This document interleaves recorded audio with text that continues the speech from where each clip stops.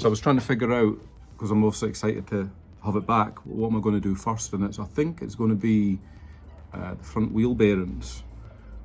So I'll cut that into a new video. I'll not spoil the surprise on that one, but it was a little bit embarrassing. So I hope you've enjoyed the one on the paint job, and as we do other stuff like fit up the graphics and things like that, again, I'll just add new videos for that. Hopefully they'll be of interest as well, and hopefully we'll get it into a car show this year. Thanks, in. Right, Maestro front wheel bearings. So I touched on these a little bit just on the respray video. So this is a little bit of a embarrassing one. When it went in for paint work, someone had forgot to put the two rear hub nuts on. So I guess that was me. What actually happened was I'd rebuilt everything, and then I meant to order new ones, and I didn't. I obviously forgot to do it. Put the wheels back on, got it ready for a paint shop, and then just totally forgot about them. So when pushing it into the paint shop, one of the wheels locked up as all the bearings came out of the cage. So yeah, that was a bit embarrassing in front of everybody. But anyway, so that was where we're at. We've also had it painted now. I've ordered some new bearings. So what we're going to do now is we're just going to get the hubs back out, press the bearings out, put new ones in, and then that's another one to chalk up to experience. So I'll cover the main steps involved. It should be dead easy because everything, as you can see, is brand new in here. Right, let's start getting the brake caliper off then. Trying to prepare for these videos a little bit better now by getting the correct size of tools ready before I start. Cheating a little bit, I guess, but because people don't really want to sit and watch you going and hunting for tools for 10 minutes, even if it's time-lapsed. But yeah, it is a shame to have to pull all this off, but you know, it's fine, it's not the end of the world. At the end of the day, it'll just be a set of new lock nuts and things like that, so.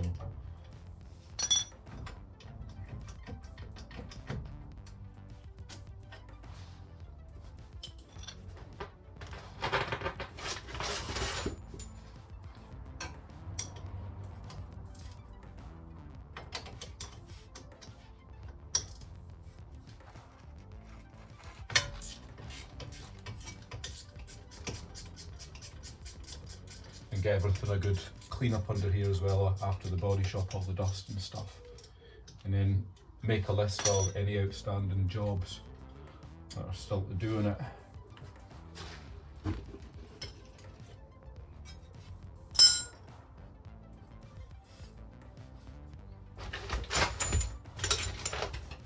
So these were the, you might remember from the previous video, the original calipers, and I just had them refurbished at Big Red, so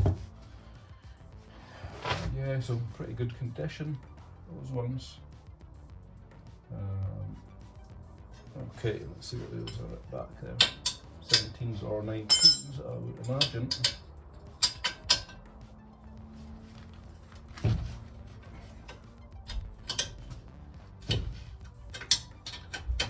Yeah, so I guess for reference, 19mm on caliper carrier, 13mm on the slider bolts as well.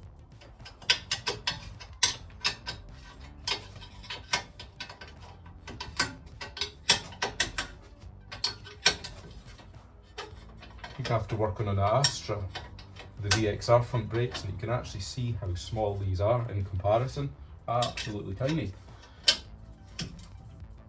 I think if this was a car that I was going to use on a regular basis on the road, I would upgrade them without a doubt. I remember the Montego ones weren't that great, they were a bit spongy, you know, after a few breaks they were heating up, so. But we'll keep these standard anyway.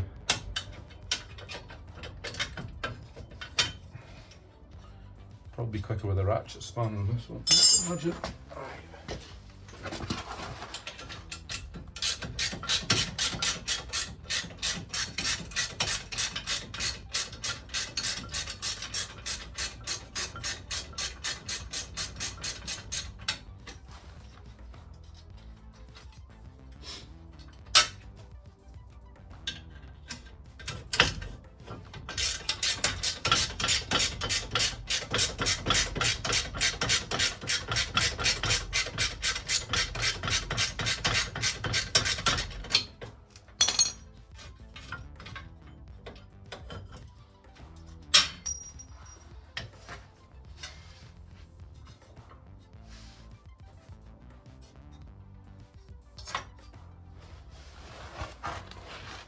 Okay, break this next.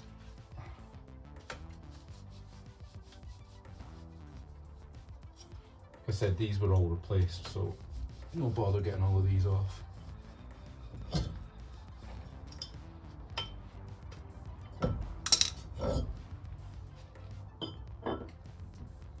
So we can see that there. Yeah, that one will be definitely be knackered. It was actually the driver's side that came off a lot worse than this one. And I quickly went round to the paint shop and just put the old ones on just so it could be moved back and forth easily.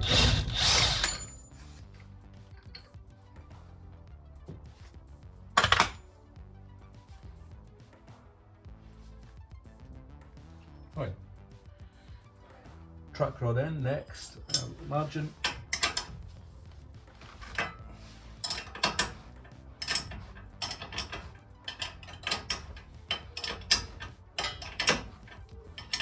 I'm hoping I could just give this a wee clunk without having to use the separator on it and possibly damage the rubber boot on it. We'll see.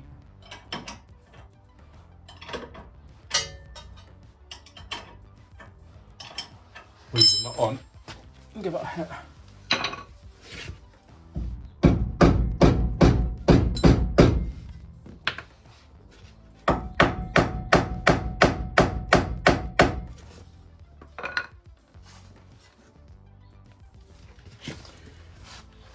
Right, old ball joint separator out for this one. I've left the nut on end so we don't mushroom down the end of the track rod end because it is brand new.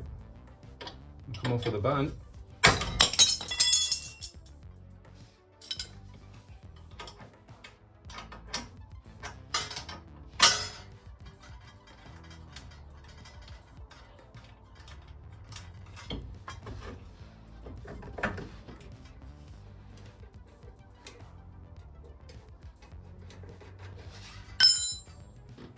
Right, that just leaves us with the 2 bolts for the bottom of the upright.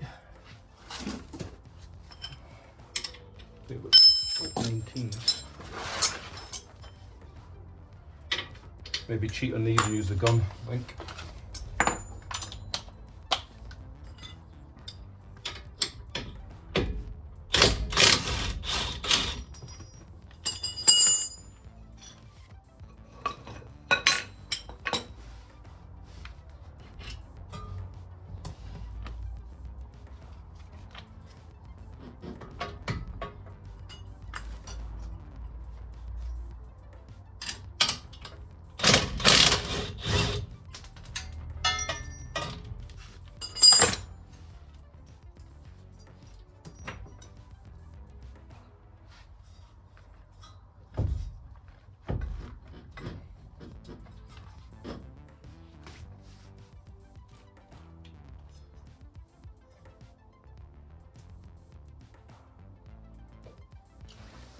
Right, and of course the 3 13 mils on the bottom ball joint.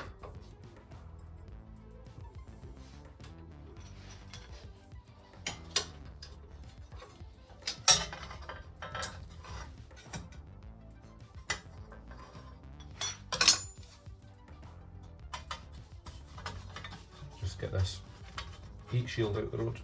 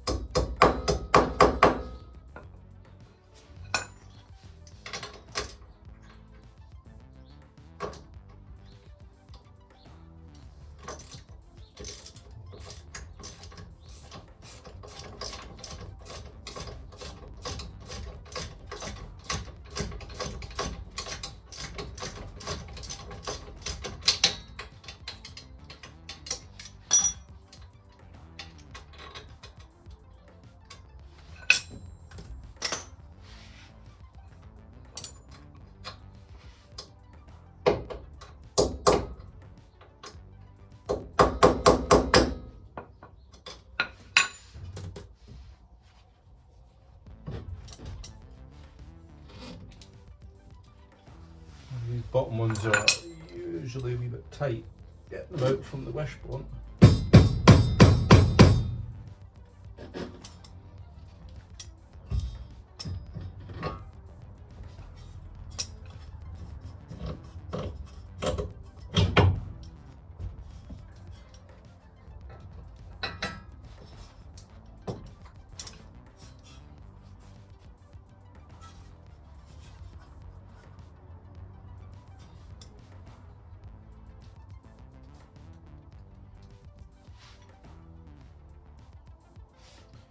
This here I've actually noticed is actually cracked. This was brand new.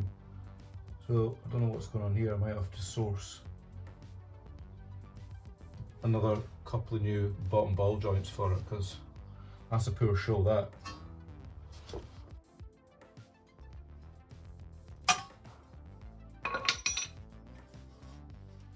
There we have it.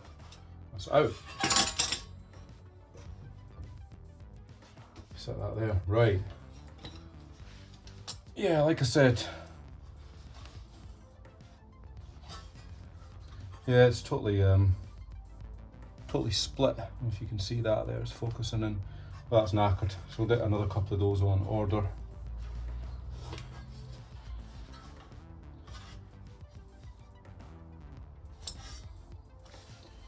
Get this heat shield off of here. Looks like a 13mm maybe.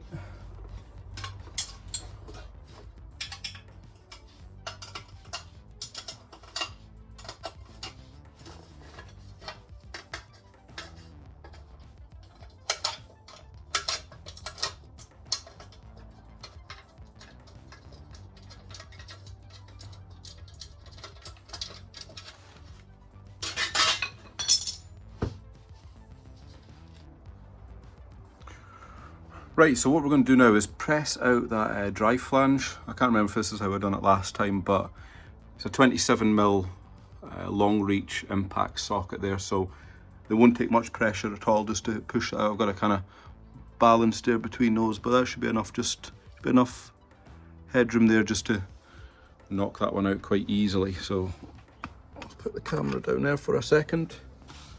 See how it goes.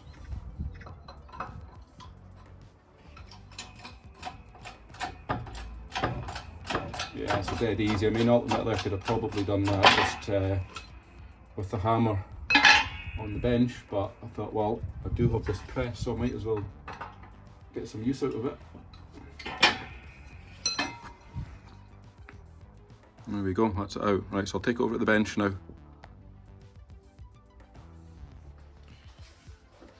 Right, so there's one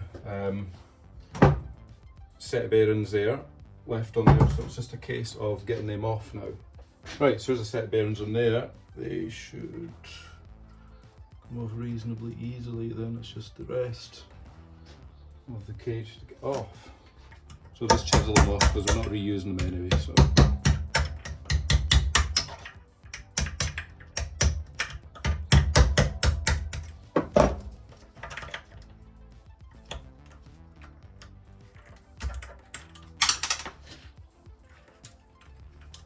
This is what the driver's side one looked like under the wheel when we were pushing in the body shop, so this one hasn't fared as badly, but I said I'm going to replace both of them anyway. This is a matter of course. It's not really worth the risk. So, see here, the outer part of the bearing still has to come off.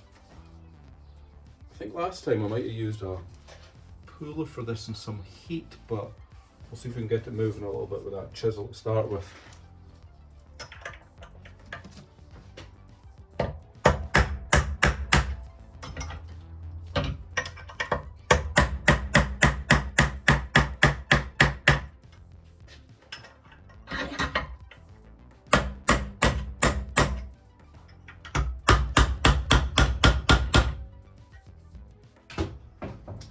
Right, what we'll do is we'll get a wee bit of heat on this one.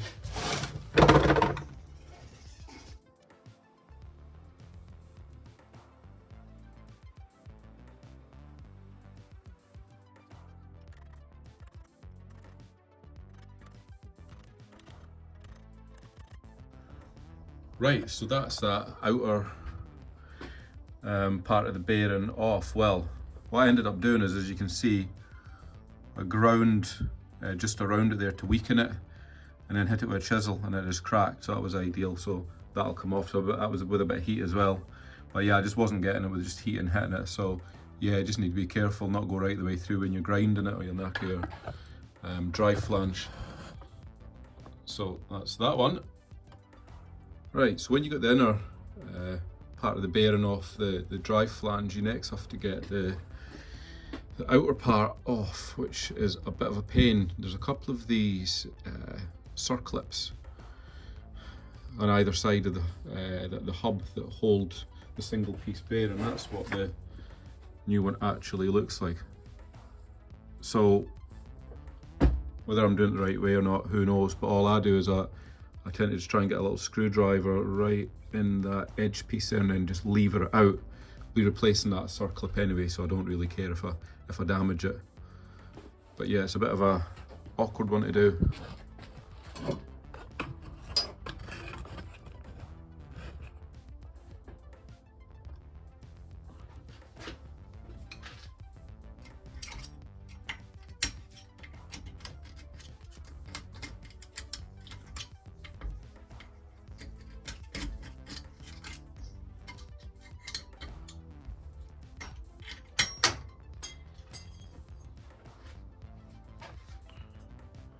That'll be that out then.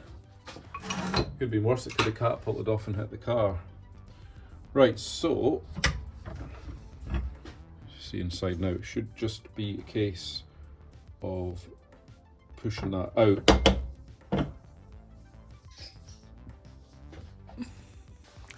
Right, so this is how I've set up the press to get that outer shell out of there. So just a case of supporting that on the edges. And I've just got a huge socket in there in the middle. That should go out nicely until it catches it.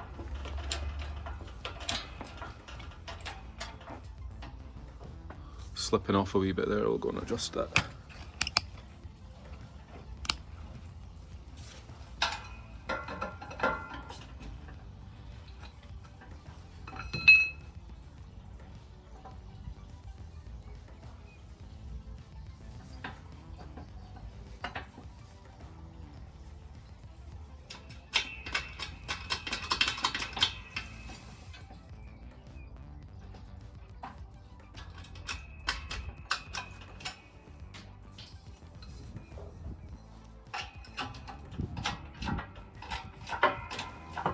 It goes straight out.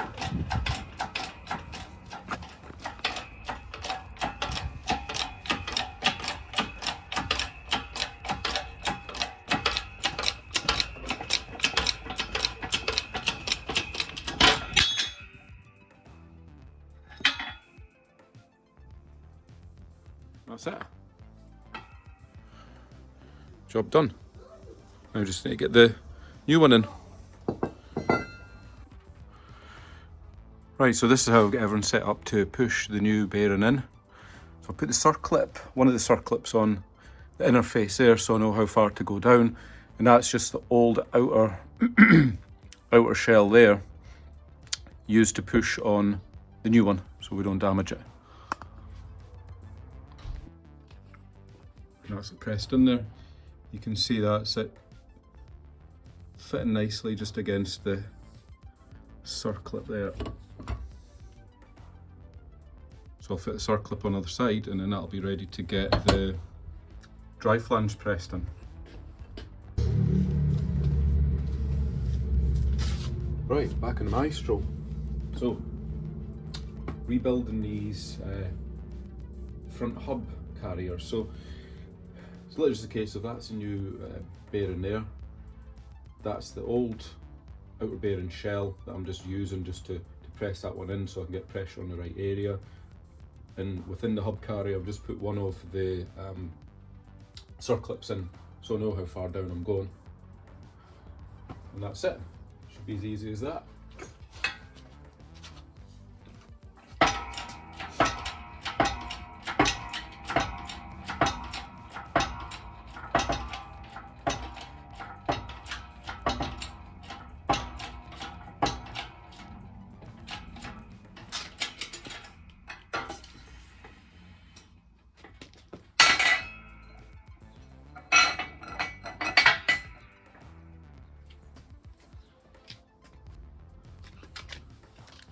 Right, now it's just a case of putting the circlip in the top to hold it in place.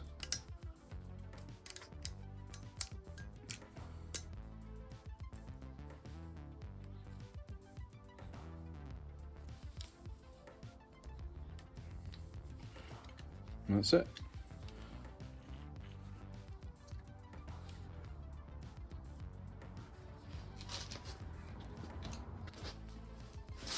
So next part, get the drive flange into the hub unit.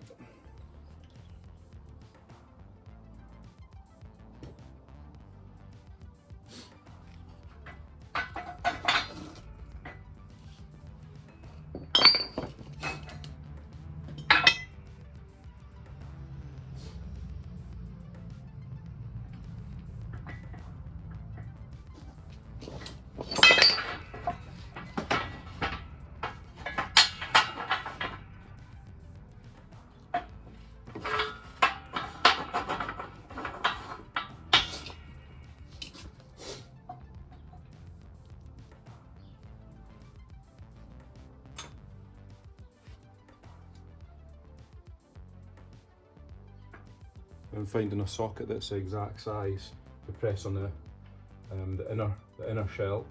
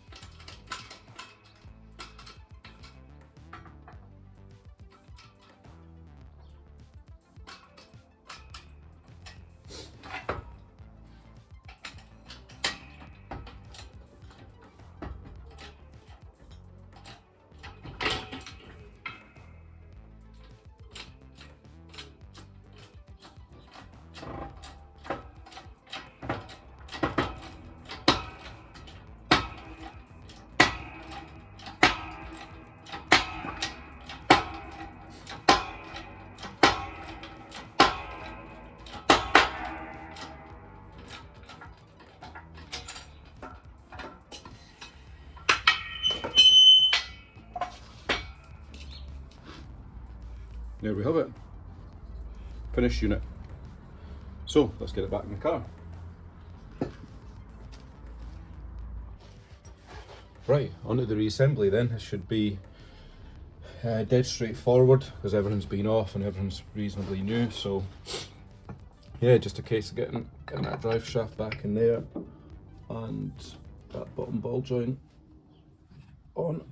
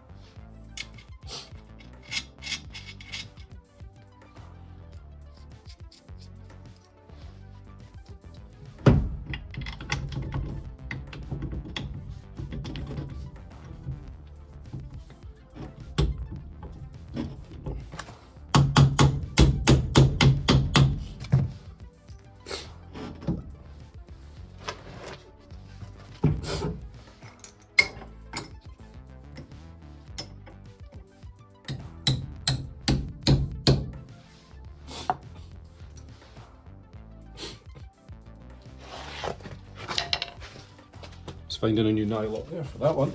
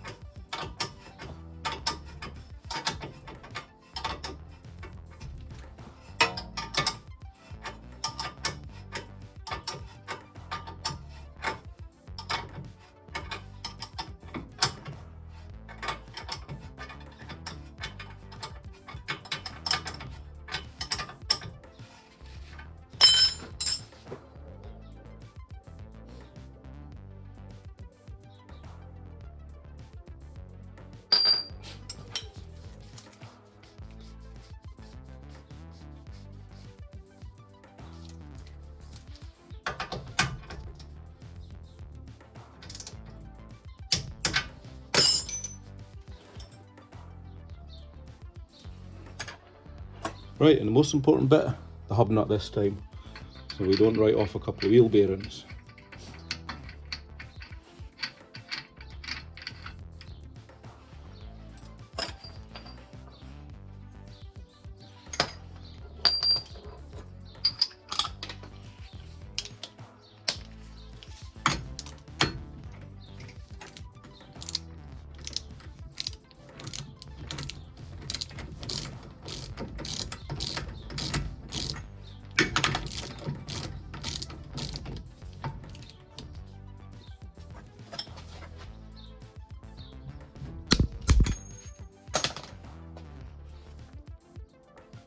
And the last part will just be to knock down this wee tab into the drive shaft.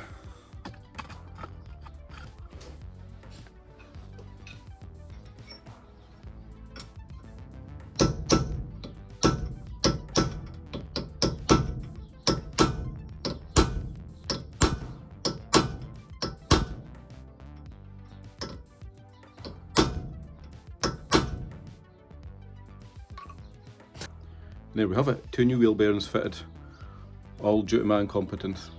Peace out and subscribe. That's it.